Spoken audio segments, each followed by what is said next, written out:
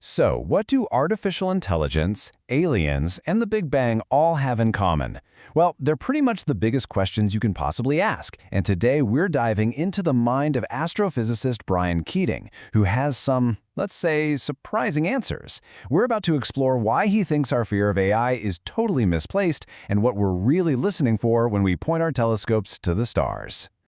Okay, let's start with the big one, the question that's on pretty much everyone's mind these days. AI is developing at a breakneck pace, and a lot of people are asking, are we building our own replacement? Or worse, our own doom? But what if the entire way we're thinking about this problem is just wrong?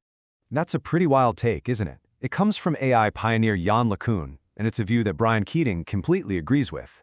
A cockroach? For all the incredible things these systems can do, are they fundamentally limited? Well, to understand this perspective, we actually have to travel back in time. About 150 years, to be exact. That's right. The key to understanding AI's biggest weakness might be sitting right under your fingertips. We're talking about your keyboard, the QWERTY keyboard. So here's the thing about the QWERTY layout. It wasn't designed for speed. It was actually designed to prevent the metal arms on old typewriters from smashing into each other and jamming. It intentionally separated common letters to slow people down. But hey, it worked. It got popular and it became the standard. This is a classic case of what's called technological lock-in. And this is exactly where the parallel to AI gets super interesting. Keating's argument is that we're in a similar lock-in right now.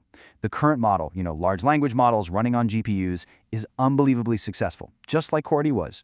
But it's just one way of doing things. And the success is so massive that it's basically squeezing the air out of the room for any other research. It got here first, but is it really the path to true general intelligence? I mean, think about it. It's all trained on existing human data. And last I checked, we haven't created superintelligence for it to learn from yet.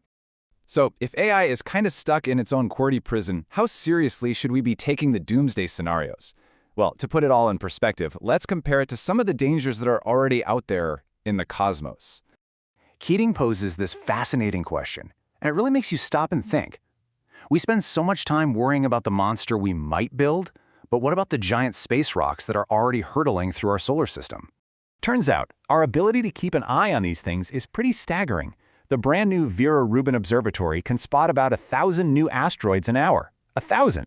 And we've already tracked almost all of the really big, civilization-ending ones, and good news, none of them are heading our way. So from Keating's perspective, the immediate risk from both asteroids and our current locked-in AI is actually really, really low. Okay, so with those immediate threats put into perspective, we can turn to something much grander, a more fundamental quest, the search for the echoes of creation itself. And let me tell you, this story is packed with some serious scientific drama. So picture this. It's 2014, and a team of scientists announces they found it, the echo of the Big Bang, primordial gravitational waves, the smoking gun of creation. The entire world of physics is celebrating, but the celebration didn't last long. It turned out the signal wasn't from the beginning of time. It was just dust in our own galaxy.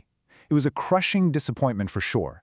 But that failure set the stage for a mission that was bigger and more ambitious than ever before.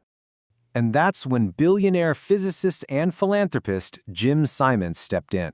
He went to Brian Keating and basically gave him a challenge. He said, "Brian, I want you to build the experiment that detects it once and for all." He wanted to fund the definitive experiment, one that would either find that true signal or prove it wasn't there to be found. So how does the Simons Observatory plan to succeed where the others failed? Well, you can think of it as the ultimate cosmic filter.